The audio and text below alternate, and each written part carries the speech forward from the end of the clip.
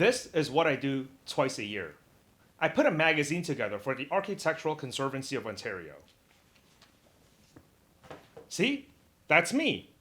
Well, me from a couple of years ago anyways.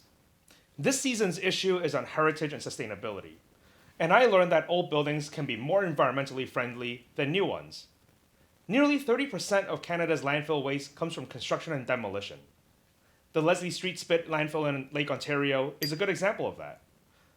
I also learned how preserving an old fire station in Ottawa saved 185 tons of CO2, and how an architecture professor rebuilt a 19th century cottage with energy-saving retrofits in Prince Edward County. I found that newer isn't always better, and sometimes older methods perform just as well as new ones. The Leslie Street Spit landfill in Toronto began in the 1950s. It was part of the city's plan to increase the outer harbor's capacity, but the plans were never realized.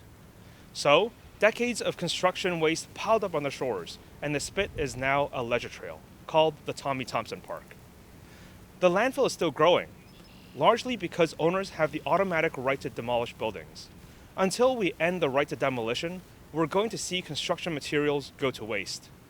Some heritage architects say that municipalities can fix this by assessing whether a building has potential for reuse before actually issuing a demolition permit. But many building owners are already choosing to repurpose their heritage properties. It's not like old buildings are useless. This is Ottawa's Parkdale fire station.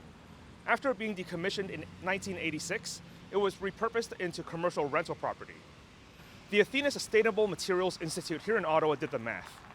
They figured that keeping the old building instead of building a new one saved about 185 tons of CO2 over 60 years, which is the regular lifespan of a building. That's equivalent to the electricity consumption of 85 homes for a whole year. I'm going to meet Jonah Bond, the property manager, and he's going to tell me about how old buildings can still be useful today.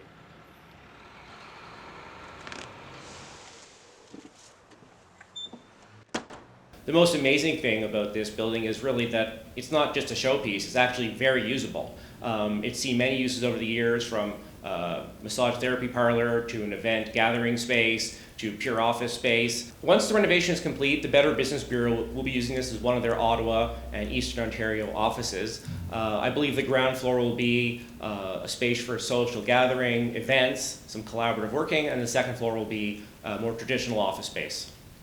Preserving the structure of an existing building stops material from ending up in the landfill, but upgrading it with energy-saving retrofits is a good way to cut even more emissions.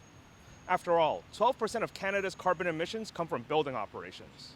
To find out how it's done, I'm going to Consicon in Prince Edward County, about an hour east of Toronto.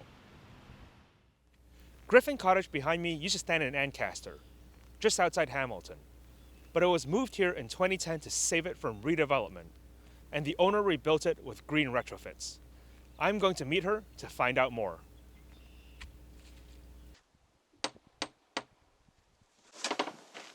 Hi there. Hi Shannon, so nice to see you. Great to see you too.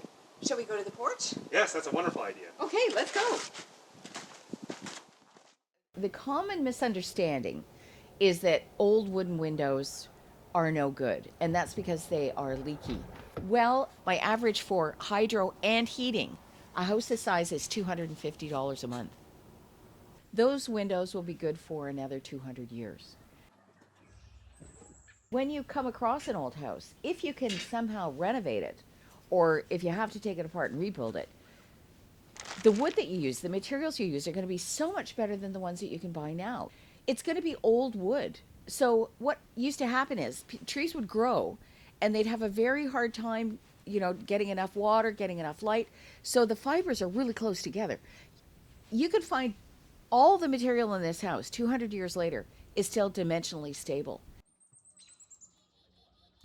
Modern vinyl windows, by comparison, only last about 40 years, which makes a strong environmental and economic case for preserving heritage buildings. So, newer buildings aren't always more climate-friendly than old ones. And while we can retrofit them with new materials, there's also value in learning from older building techniques.